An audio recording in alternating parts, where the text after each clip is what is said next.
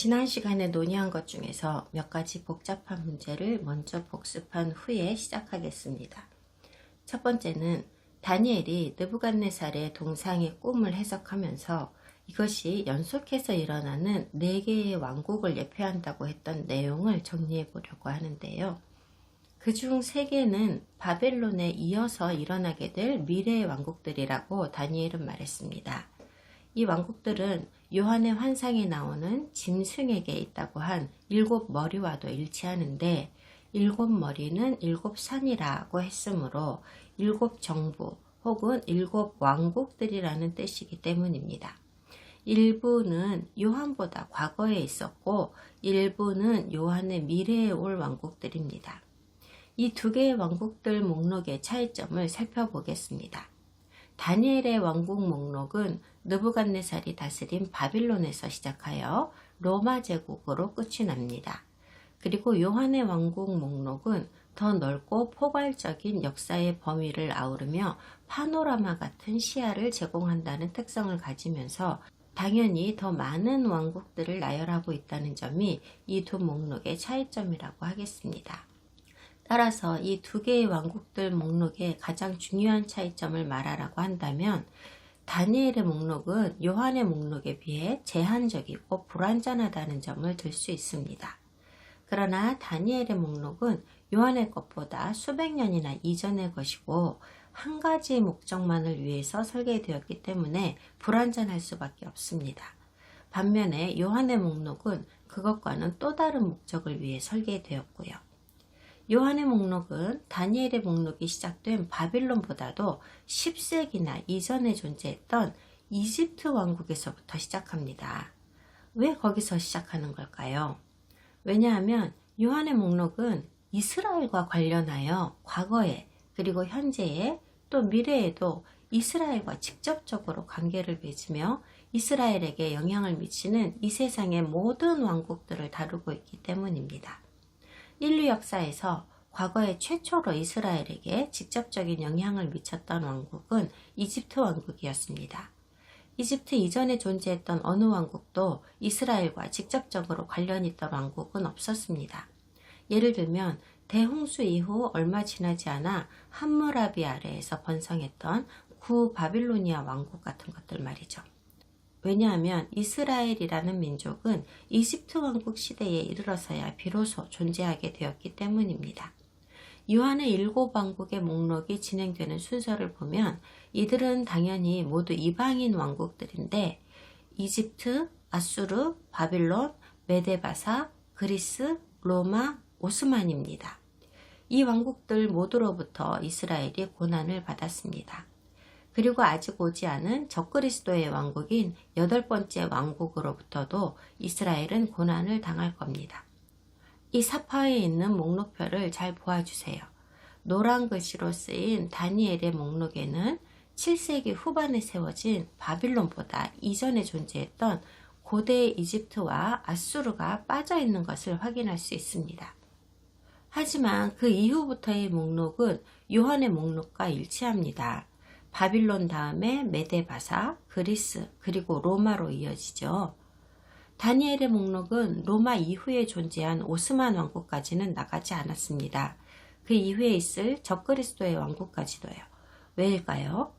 다니엘은 왜 이 왕국들은 언급하지 않은 걸까요? 왜냐하면 다니엘의 왕국 목록의 구체적인 목적은 주인공인 느부갓네살 왕을 기준으로 느부갓네살의 왕국의 미래에는 무슨 일이 일어날지를 그에게 보여주는 것, 그것 하나였기 때문입니다. 다니엘은 꿈을 해석하기 전에 느부갓네살 왕에게 이렇게 말했습니다. 다니엘 2장입니다. 왕이여, 왕이 침상에서 장래일을 생각하실 때에 은밀한 것을 나타내시는 이가 장래일을 왕에게 알게 하셨사오며 내게 이 은밀한 것을 나타내심은 내 지혜가 모든 사람보다 낫기 때문이 아니라 오직 그 해석을 왕에게 알려서 왕이 마음으로 생각하던 것을 왕에게 알려주려 하심이니이다. 느부갓네살의 바빌론은 메데바사에 의해 점령될 것입니다. 메데바사는 그리스에게 왕국을 잃을 것이고요. 그리스는 또 로마에게 왕국을 잃을 겁니다. 그러나 로마까지는 바빌론에 의해 지배되던 다양한 민족들과 대부분의 영토의 면적이 그다지 달라지지 않고 거의 동일한 상태 그대로 다른 세 개의 제국들에게 이어졌습니다. 그러니까 대략 같은 지역이 수세 기에 걸쳐 이 손 저 손을 타면서 정부만 달라진 것이었습니다. 그리고 느부갓네살의 환상을 네 번째 왕국인 로마에서 끝나게 만들어버린 세계 역사를 완전히 바꾸어버린 가장 획기적인 변화가 일어나게 됩니다. 무엇입니까? 바로 그리스도의 출현입니다. 따라서 다니엘의 해석에서는 예수 그리스도일 것으로 보이는 커다란 돌이 느부갓네살의 4개의 왕국을 상징하는 전체 동상을 상징적으로 부수는 시점보다 더 앞으로 나아가지는 않았던 것입니다. 그러므로 다니엘은 자기가 망명가 있던 기원전 600년경의 바빌론 시기부터 기원전 4년경 그리스도께서 초림하실 때까지를 우리에게 보여줬던 것이죠. 그러나 요한은 우리의 미래에 있을 그리스도의 재림의 시대인 마지막 때 종말의 시기를 보여줬습니다. 두 번째로 정리하고자 하는 내용은 왕국 때 왕의 문제입니다. 요한계시록은 종말 전에 7개의 왕국들이 이어질 것이라고 말합니다. 그러나 종말 전에 왕들도 7이 있을 거라고 말합니다. 7명의 왕이 각각 7개의 왕국과 직접적으로 연결되어 있고 각 왕은 각각의 왕국을 다스리는 왕들일 것이라는 의견이 거의 보편적인 견해로 알려져 왔습니다. 한 왕국에 한 왕을 연결시켰던 것이죠. 그러나 이것에 대해 다니엘이 말한 것이나 요한이 말한 것을 보면 상당한 모호성이 있습니다. 그로 인해 다양한 성경학자들은 이 모호함을 해결하기 위하여 여러 가지 해결책을 제시했는데 7명의 캐톨릭 교황들일 것이다 부터 시작해서 7명의 황제들일 것이다 까지 여러 왕국을 다스린 왕들의 목록을 다방면에서 제시하면서 이런저런 뜻일 것이다 라고 주장하여 왔습니다. 그러나 저는 이런 의견들에 동의할 수가 없었습니다. 7왕과 7왕국들이 직접적으로 또는 연속적으로 연관되어 있는 게 아니라고 저는 생각하거든요.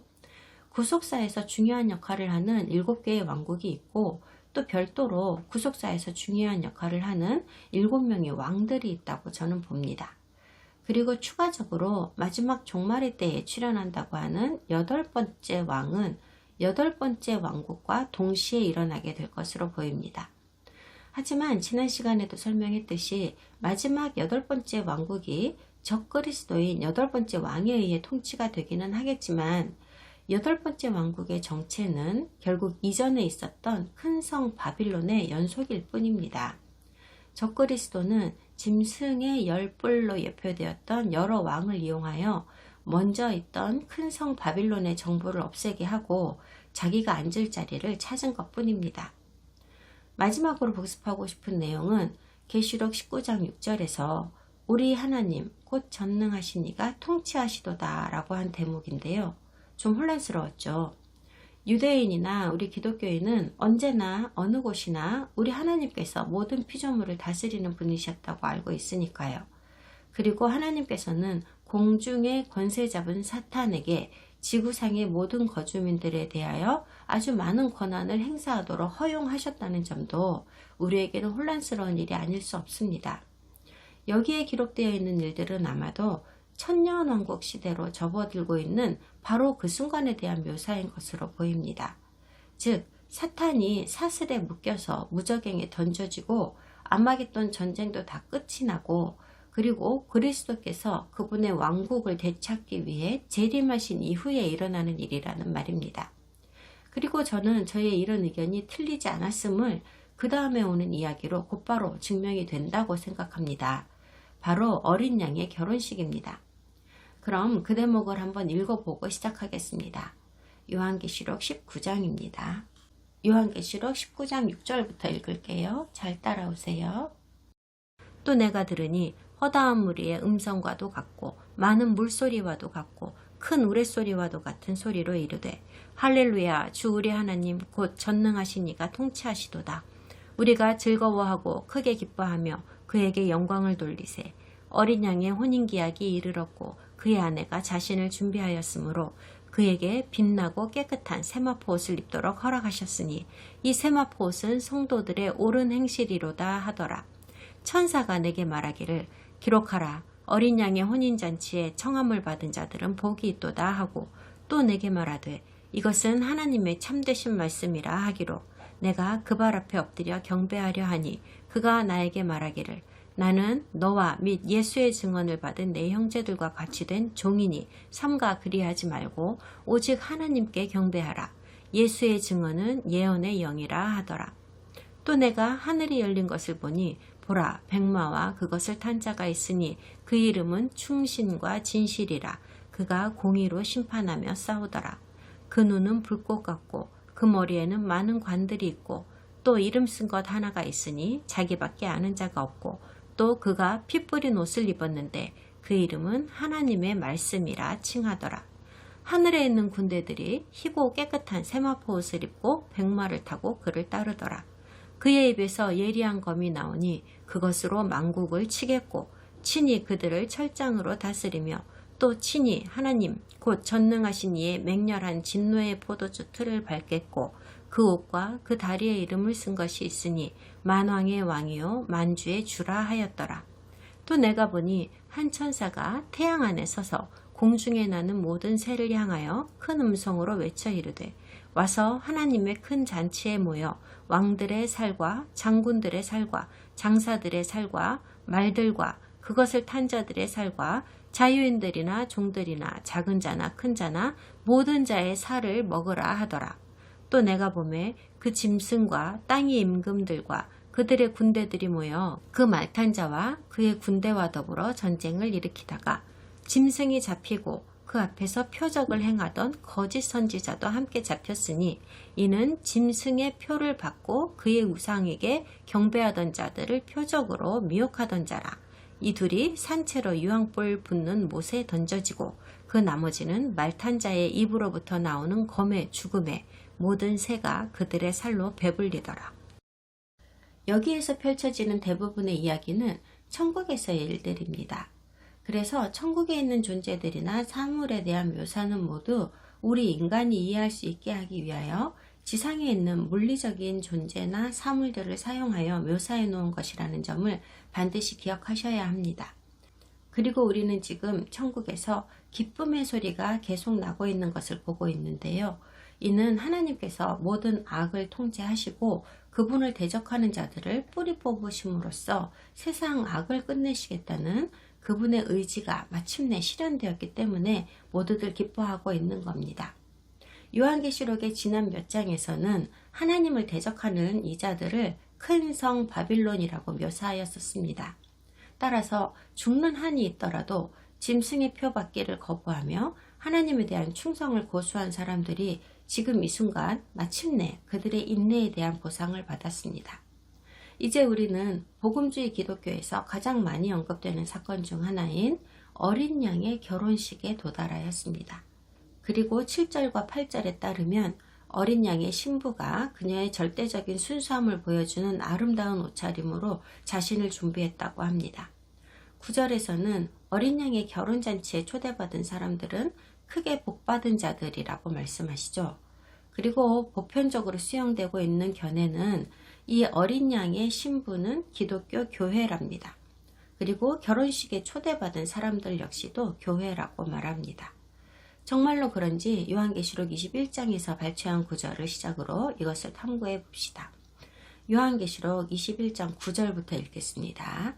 같이 읽어보겠습니다. 7대접을 가지고 마지막 7재앙을 담은 7천사 중 하나가 나와서 내게 말하여 이르되 이리 오라. 내가 신부 곧 어린 양의 아내를 내게 보이리라 하고 성령으로 나를 데리고 크고 높은 산으로 올라가 하나님께로부터 하늘에서 내려오는 거룩한 성 예루살렘을 보이니 하나님의 영광이 있어 그 성의 빛이 지극히 귀한 보석 같고 벽옥과 수정같이 막더라. 크고 높은 성곽이 있고 12문이 있는데 문에 12천사가 있고 그 문들 위에 이름을 썼으니 이스라엘 자손 12지파의 이름들이라. 동쪽에 세 문, 북쪽에 세 문, 남쪽에 세 문, 서쪽에 세 문이니 그 성의 성곽에는 12기초석이 있고 그 위에는 어린 양의 12사도의 12이름이 있더라. 내게 말하는 자가 그 성과 그 문들과 성곽을 측량하려고 금 갈대 자를 가졌더라. 그 성은 네모가 반듯하여 길이와 너비가 같은지라. 그 갈대 자로 그 성을 측량하니 12,000스다디온이요 길이와 너비와 높이가 같더라. 그 성곽을 측량하매 144규빗이니 사람의 측량 곧 천사의 측량이라.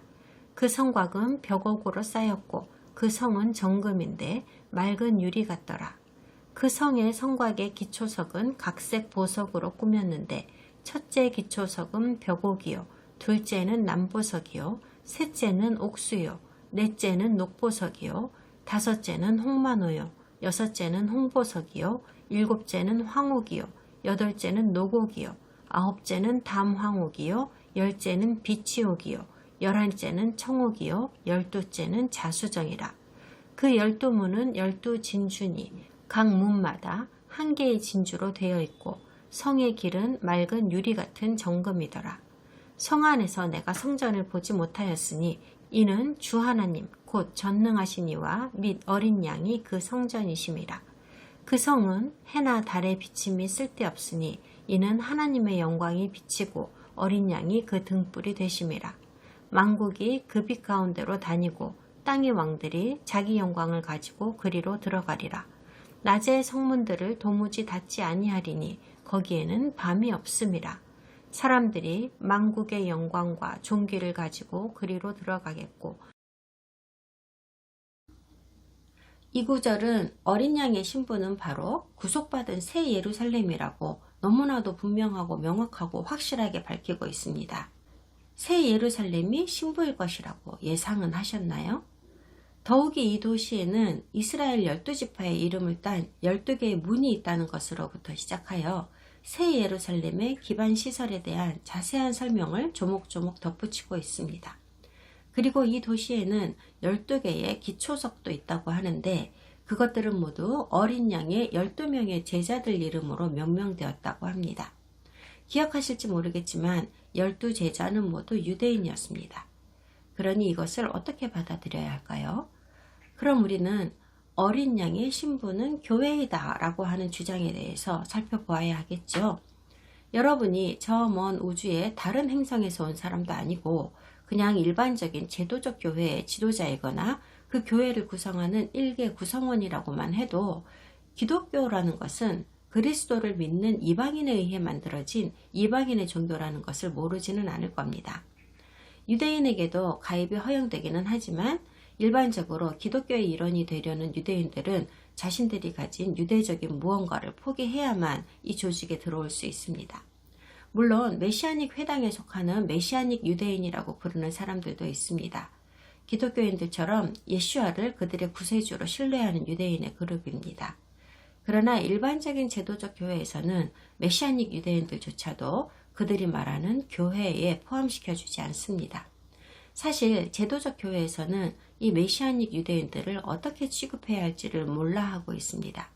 이들은 그리스도를 구세주로 믿는 사람들이라고는 하여도 그래도 여전히 구원받기 위해선 율법을 꼭 지켜야 한다고 생각하는 사람들이라는 것이 그 이유입니다. 바로 그 이유 때문에 그리스도의 신부는 교회이다 라고 하는 기독교인들의 표준적인 관점을 제가 받아들이지 못하는 겁니다. 무슨 뜻으로 이런 말을 하는지, 누구를 배제하려는 목적인지를 알기 때문입니다. 두 번째로 예루살렘 성이 예슈아의 신부라고 한다면 그렇다면 예슈아께서는 거대한 돌덩어리들이나 성문들이랑 결혼을 하신다는 말입니까? 그런 말로 들리세요? 예슈아의 신부는 여기 적힌 말씀대로 성곽과 성문과 예루살렘 성의 거리들이라는 말입니까? 답은 뻔하죠. 아닙니다. 성경 전체를 통틀어서 예루살렘은 내내 하나님께 신실하지 못했다고 지적받았습니다. 예루살렘이 우상숭배의 길을 걸었기 때문입니다. 이 말씀은 뭡니까? 돌벽과 거리로 구성된 예루살렘 도시를 향한 말씀입니까? 아니죠. 이것은 예루살렘에 거주하는 주민들을 향한 말씀입니다. 여기 계시록에서도 그런 의미로 쓰인 겁니다. 예루살렘을 자기 집이라고 말하는 구원받은 사람들을 그리스도의 신부라고 말하고 있는 겁니다. 구원받은 이 사람들은 이방인들과 유대인들로 구성되어 있는 건 맞지만 여길 보면 기념문과 기초석은 이방인이 아니라 분명히 이스라엘 사람들을 기념하고 있습니다. 성의 기반 시설의 묘사를 통하여 예루살렘 성이라는 표현을 사용하고 있지만 실상은 예루살렘에 거주하는 이스라엘 백성들에 대해 이야기하고 있는 겁니다. 따라서 다시 한번 이스라엘이 하나님의 구속의 계획의 최전선이자 중심에 있다는 말씀을 하고 계시는 것이죠. 우리 이방인 신자들은 우리가 은혜롭게도 이스라엘에 합류할 수는 있었지만 절대로 이스라엘보다 우월하지도 않으며 우리가 이스라엘을 대체하지도 않았다는 것을 깨달아야만 합니다. 좀 더 구체적으로 살펴보겠습니다. 예전 강의에서 저는 그리스도의 출현과 관련해서 두 개의 말일 혹은 두 개의 종말이라는 게 있다는 말씀을 드렸습니다. 두 개의 말일이 모두 우리 주님의 출현과 직접적으로 연결되어 있습니다. 그런데 우리는 그리스도의 백성인 이스라엘의 구속 역시도 두 개가 있다는 것을 들었습니다. 첫 번째 것은 그들이 이집트로부터 구속되고 그들을 핍박하던 자들이 멸망했던 사건을 말합니다. 그 후 시내산에서 이스라엘과 여호와 사이에 계약이 하나 이루어졌습니다. 아주 오랜 옛날부터 랍비들은 시내산에서 있었던 이 계약을 하나님과 이스라엘 사이에 맺은 남편과 아내의 약혼 계약이라고 해석하여 왔습니다. 구약 성경에서는 이스라엘과 예루살렘을 종종 하나님의 신부라고 부르고 있습니다. 그러니 마지막 종말의 때에 있을 이스라엘의 두 번째 구속 역시도 첫 번째 것과 매우 흡사할 것이라는 걸 당연히 예상할 수 있습니다. 결국 여기 계시록에서 그 원리의 일부가 증명되고 있습니다. 어린 양의 신부의 비유로서 말이죠. 결혼이라는 것은 성경에서 계약을 은유하는 표현입니다. 이것을 설명해 드리고 싶습니다. 성도들이 이것에 대해 심각하게 연구해 본 적이 있는지 의심스럽기 때문입니다. 결혼과 계약은 그 원리가 거의 동일하다고 설명할 수 있습니다. 하나님과 그분의 예배자들 사이에 맺은 계약으로 두 당사자들 사이에 친밀하고 깨어지지 않는 연합이 창조됩니다. 이것은 인간으로서는 이해할 수도 없고 눈에 보이지도 않는 영적 차원에서 일어나는 일이기 때문에 하나님께서는 우리 인류에게 하나님과의 계약의 효과를 이해시켜 주시기 위하여 육체적이고 물리적인 결혼이라는 비유를 사용하셨습니다. 그런 이유로 우리는 성경에서 결혼식이라든가 신부, 신랑, 남편, 아내 등등의 단어를 수도 없이 보아온 것입니다. 예수님께서도 약혼이나 결혼에 대한 예를 사용하여 우리에게 영적 교훈을 주셨습니다. 사실 한두 번 말씀하신 게 아니었습니다. 하나님과의 계약은 하나님에 의해 보증되므로 절대로 깨지지 않습니다. 적어도 그분께서 먼저 깨시는 일은 없습니다. 그래서 하나님께서는 모세와 맺으신 계약은 깨버리셨고 심지어 내다 버리셨다고까지 말하면서 사실은 그 계약은 유대인이든 이방인이든 간에 이스라엘의 하나님과 그의 아들 예수와께 충성을 바치는 모든 인류와 맺은 것이라고 말하는 기독교인들의 주장을 들으면 제 가슴이 찢어집니다. 이러한 주장은 거짓이고 불순종적일 뿐만 아니라 하나님의 계약을 한낱 인간끼리의 계약이랑 동일시하는 짓입니다. 하나님과의 계약을 한쪽이 무슨 사정이 있으면 언제든지 깰 수도 있는 인간끼리의 계약이랑 똑같이 생각한 거예요. 인간은 본질적으로 믿을 수가 없는 존재입니다. 그러나 하나님은 본질적으로 그분의 계약에 신실하신 분이십니다. 우리 성도들은 지금 현재로선 그리스도와 결혼한 상태는 아닙니다. 하지만 약혼해 있는 상태입니다. 우리가 이스라엘의 하나님과 그분의 아들을 우리 구세주로 믿는다는 것은 우리가 그분과 약혼하였다는 것을 의미합니다. 즉, 결혼할 거라는 계약을 맺어둔 상태라는 말입니다. 그러나 합법적인 결혼이라고 선포할 만한 성교가 아직 이루어지지 않았으므로 결혼한 상태는 아닌 겁니다. 고대 이스라엘 사람들 사이에서는 약혼이라는 것이 이런 식으로 작동하였습니다. 현대의 약혼과는 그 개념이 많이 다르죠. 결혼에 가깝기는 하지만 결합이 이루어지지 않았으므로 결혼은 아닌 겁니다. 약혼 상태에서는 육체적인 결합이 이루어지지 않으므로 결혼이 완성되는 건 아닙니다. 사실 하객들 앞에서 행해지는 공식적인 결혼식이라는 것은 히브리 역사에서는 나중에 가서야 생겨난 겁니다. 고대에는 약혼이 가장 성대한 의식이었고 나중에 합의된 시간이 되었을 때 부부는 육체적으로 결합을 하게 되는데 새 신부는 성교시에 처녀였음을 증명하기 위하여 피 묻은 천을 부모에게 선물합니다. 결국 첫날 밤을 치르는 행위를 결혼식이라고 했던 겁니다. 부모에게 보내어진 이 천은 결혼 증명서 같이 귀중한 소유물일 뿐만 아니라 그녀가 이전에 남자와 한 번도 연합한 적이 없다고 하는 증거물이기도 했습니다. 그런데 여기 계시록 19장에 와서 어린 양과 신부가 드디어 결혼식을 올렸으므로 이제는 더 이상 약혼자가 아니라 정식 아내가 되었습니다. 결혼식, 곧 첫날 밤을 치른다는 것은 예수와의 육체적 임재가 영원히 우리와 함께 하시게 됨을 의미합니다. 오늘날 우리가 성도로서 메시아와 맺고 있는 영적 유대는 그분이 육체적으로나 영적으로 우리와 함께 하시게 되는 결혼잔치에서 비로소 절대 깨지지 않는 완전한 결합으로 강화됩니다. 우리는 7절에서 신부가 자신을 준비하였다는 말씀을 보았고 21장 9절에서 이 신부는 하늘에서부터 내려오는 구속받은 새 예루살렘이라는 말씀을 보았습니다. 이 구절들에 쓰인 신부는 모두 단수로 제시되었습니다. 신부는 하나입니다. 에하드예요.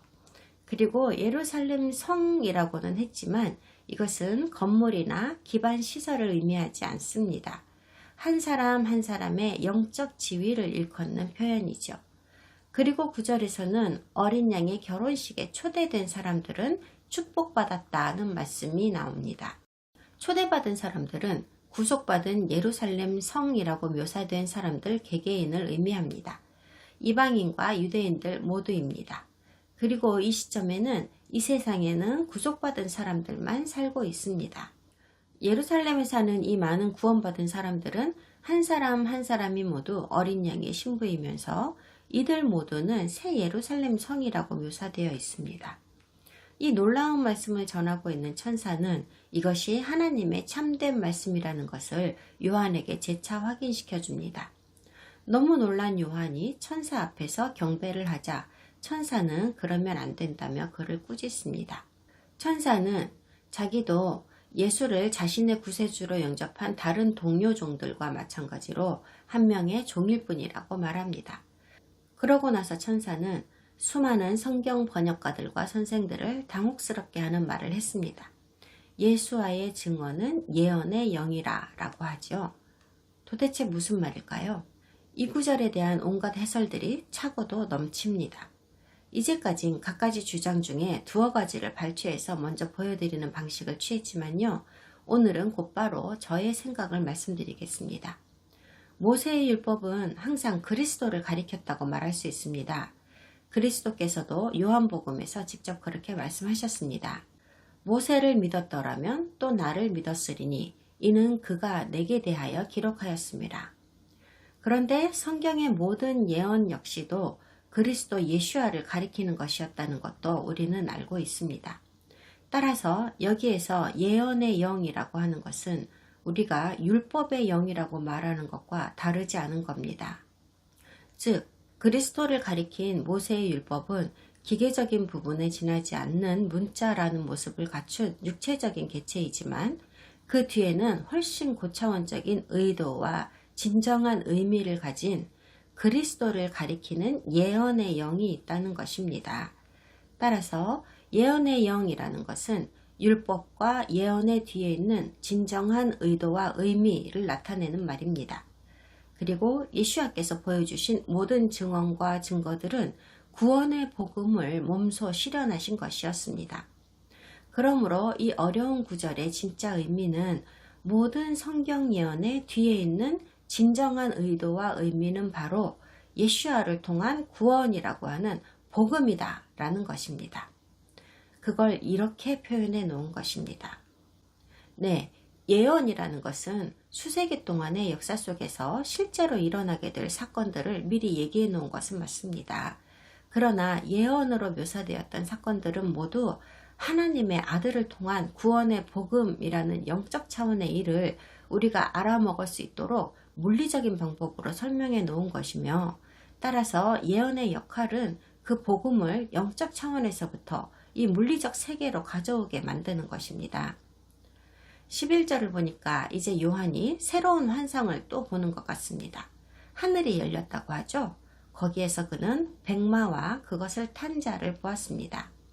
이것은 계시록 6장에 등장했던 4가지 색깔의 말들 중 하나였던 그 백마가 아닙니다. 말을 탄 기술을 충신과 진실이라고 부르고 있으므로 이 백마가 가진 색깔인 흰색은 완벽한 순결을 의미합니다. 그러나 이 구절은 예수는 사랑이다 라는 현대교회의 지나치게 단순한 진언을 무시하면서 메시아 예수아의 또 다른 본질과 성격에 대해 말해주고 있습니다. 예수님은 우리의 좋은 친구이시며 모든 소원을 다 들어주시는 진이 같은 분이시며 파리 한 마리도 죽이지 않는 분이시며 우리 죄를 보고도 사랑이라는 이름으로 눈 감아주시는 분이라는 생각이 오늘날 만연하고 있습니다. 그런데 여기 적힌 말씀을 보면 그분께서는 하나님의 표준에 따라 신중히 고려된 결정을 내리시고 분노나 충동이 아니라 하나님의 의로움을 기준으로 한 무시무시한 심판을 감행하시기 위하여 전쟁을 일으키시는 분이십니다. 그분께서 직접 나가셔서 많은 사람을 죽이십니다. 그의 눈은 불타는 불꽃처럼 보인다고 하는데, 이는 아버지께서 악인을 향하여 명령하신 파괴적 복수와 심판을 제대로 수행하시겠다는 의욕과 열정이 이글이글 불타오름을 묘사한 것입니다. 순한 양은 무시무시한 사자에게 자리를 내어주고 뒷전으로 물러 앉았습니다. 하나님의 진노로부터 구원받기 위하여 바쳐지던 죄인을 위한 희생제물의 모습은 온데간데 없습니다. 그리스도께서는 이제 하나님의 공짜 선물을 거부한 죄인들에게 하나님의 진노를 쏟아붓는 사자로서 달려나가셨습니다. 예수아의 시대를 살던 유대인들이 주장하던 전사로서의 그리스도의 모습이 드디어 드러난 겁니다. 예수아께서는 수세기에 걸쳐 여러 이름으로 알려졌습니다. 몇 가지 예를 들면 메시아, 왕, 주님, 하나님의 아들, 반석, 충실과 진리 등등이 그것입니다. 그러나 12절을 보니까 자기밖에는 아는 자가 없는 이름이 또 하나 있다고 하시는데요. 성경에서 이름이라는 것은 어떤 이의 신원을 증명하는 것일 뿐만 아니라 그 사람의 성품이나 특성을 나타내는 것이기도 하다는 걸 전에 말씀드렸습니다. 여기에서는 바로 그런 뜻으로 이름이 사용된 겁니다. 예수아께서는 아직 우리에게 드러내지 않으신 어떤 다른 면을 가지고 계신 겁니다. 어떤 학자들은 주님을 따르는 사람들은 이미 이 이름을 알고 있지만 사악한 자들은 모른다고 하는 의미이다 라는 주석을 달기도 하였습니다. 무슨 근거로 그런 말을 하는지 모르겠습니다. 이것은 분명히 예수아만이 아시는 특별하고 신비로운 이름이라고 여기에 분명히 적혀 있는데 말입니다. 다른 사람이 어떻게 알 수가 있다는 말입니까? 13절에서는 그분의 옷이 피에 젖었다고 설명합니다. 이 구절은 그분의 이름이 언급되었던 앞의 구절만큼이나 논쟁이 분분합니다. 이 피는 누구의 피냐 하는 것으로 아주 다양한 해석들이 등장했거든요. 어떤 주석가들은 이것이 희생제물로서 흘리신 예수아 본인의 피라고 해석하였습니다. 제 눈에는 도무지 그렇게 보이지는 않습니다. 그분의 옷을 적신 이 피는 그분이 취하신 무수한 악인들의 생명을 가리킵니다. 어떻게 알았냐고요? 이사야 63장에 그 말씀이 있거든요. 이사야 63장 1절부터 4절입니다. 들어보세요. 에돔에서 오는 이 누구며 붉은 옷을 입고 보스라에서 오는 이 누구냐? 그의 화려한 의복, 큰 능력으로 걷는 이가 누구냐? 그는 나이니 공의를 말하는 이요 구원하는 능력을 가진 이니라. 어찌하여 네 의복이 붉으며 네 옷이 포도즙 틀을 밟는 자 같으냐? 만민 가운데 나와 함께 한 자가 없이 내가 홀로 포도즙 틀을 밟았는데 내가 노함으로 말미암아 무리를 밟았고 분함으로 말미암아 짓밟았으므로 그들의 선혈이 내 옷에 튀어 내 의복을 다 더럽혔음이니 이는 내 원수 갚는 날이 내 마음에 있고 내가 구속할 해가 왔으나. 이보다 더 명확한 설명이 있겠습니까? 이 이사야의 말씀은 요한계시록 19장 13절과 직접적으로 연결됩니다. 이사야서에서 붉은 피색 옷을 입은 이 사람에게 묻는 질문이 상당히 과장되어 있다는 사실에 주목하여 주세요. 그 질문에 대한 답이 생뚱맞습니다. 바로 질문을 던지고 있는 나 자신이며 전쟁의 승리자이자 구원의 능력을 가진 자라고 답합니다. 그리고 의복이 어찌하여 피투성이가 되었는지를 설명합니다. 그들의 선혈이 내 옷에 튀어라고 하지요. 이 유혈 사태의 원인은 무엇입니까?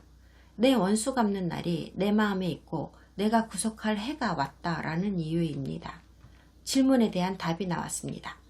흰 옷을 입고 백마를 탄 기수인 그리스도의 옷에 묻은 피는 그분의 대적들의 피입니다.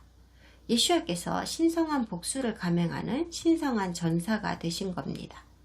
예수와께서 원수의 피로 물든 옷을 입으시고 심판하고 죽이신다는 문맥에 이어서 곧바로 그는 하나님의 말씀이라 칭하더라 라는 구절이 따라 나옵니다. 그러니까 그리스도의 심판은 무엇을 기준으로 했다는 말입니까? 바로 하나님의 말씀입니다. 그리고 이것은 곧바로 15절의 말씀과 연결이 되는데요. 그의 입에서 예리한 검이 나왔다고 합니다. 이 검은 전쟁 무기가 아닙니다. 이 예리한 검은 가르치고 또 잘라 나누기도 하시는 하나님의 말씀입니다. 의인에게는 영생으로, 악인에게는 영원한 죽음으로 둘을 가르는 도구입니다. 그리고 또한 예수와께서는 여기에 사용하신 것과 똑같은 기준으로 그분의 천년왕국을 통치하실 것이라고 저는 믿어 의심치 않습니다. 그분께서 말씀을 사용하셔서 심판하신다고 하였으므로 하나님의 말씀이 곧 사법적 지침이 된다는 뜻입니다. 무엇을 말하는 겁니까? 바로 토라입니다. 그것 말고 다른 무엇이 될 수가 있겠습니까? 그리고 몇 구절 뒤에 이것과 관련된 또 다른 환상을 보게 됩니다. 백마 위에서 예수와께서는 백마를 타는 거대한 군대를 지휘하십니다. 백마는 순결함을 시사하는 색입니다. 여기서 잠깐 멈추고 우리가 꼭 기억해야 할 것을 말씀드리겠습니다. 여기 나와 있는 이 묘사들은 모두 비유이며 상징임을 기억하셔야 합니다. 지금 등장하고 있는 말들과 기수들은 모두 어디에서 온 자들입니까? 천국입니다. 그러므로 그들은 모두 우리와 같은 육체적 존재들이 아닌 영적 존재들입니다. 따라서 우리가 지금 읽고 있는 것은 도대체 무슨 일이 일어나고 있는지를 우리 인간이 이해할 수 있도록 하기 위하여 이 땅의 육체적 용어들을 가져다가 설명하고 있는 겁니다. 저는요, 이날이 오면 정말로 지평선 넘어 저 먼 구름이 하늘로부터 백마대가 달려오는 것을 우리 눈으로 보게 될 거라고는 생각하지 않습니다. 그럼 백마를 탄 기수들이라고 묘사하고 있는 이 존재들은 도대체 무엇이라는 말입니까? 14절에서 명확한 답을 제시합니다. 하늘의 군대라고 하지요. 이 용어는 일반적으로 하늘의 천사들을 지칭하는 용어입니다.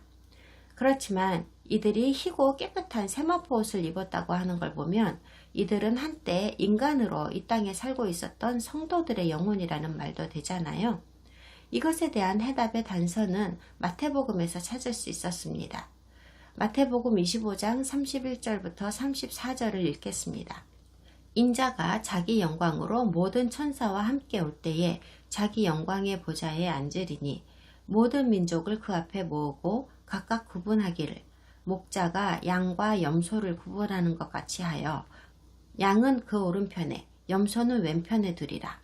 그때에 임금이 그 오른편에 있는 자들에게 이르시되 내 아버지께 복을 받을 자들이여 나와 창세로부터 너희를 위하여 예비된 나라를 상속받으라. 이것은 우리가 방금 계시록 19장에서 읽은 대목을 예수와께서 마태복음에서 설명해 주시는 것처럼 들립니다. 인자께서 심판을 위해 열방을 모으고 그의 보좌에 앉으시려는 목적으로 영광 가운데 오시는 때는 어느 때입니까?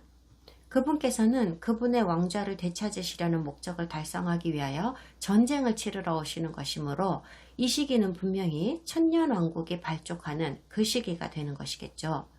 그리고는 바로 다음 구절인 15절에서 분명히 그분의 입에서 열방을 치는 예리한 검이 나온다고 하였습니다. 성경의 다른 책에서도 하나님의 말씀을 예리한 검이라고 말씀하십니다.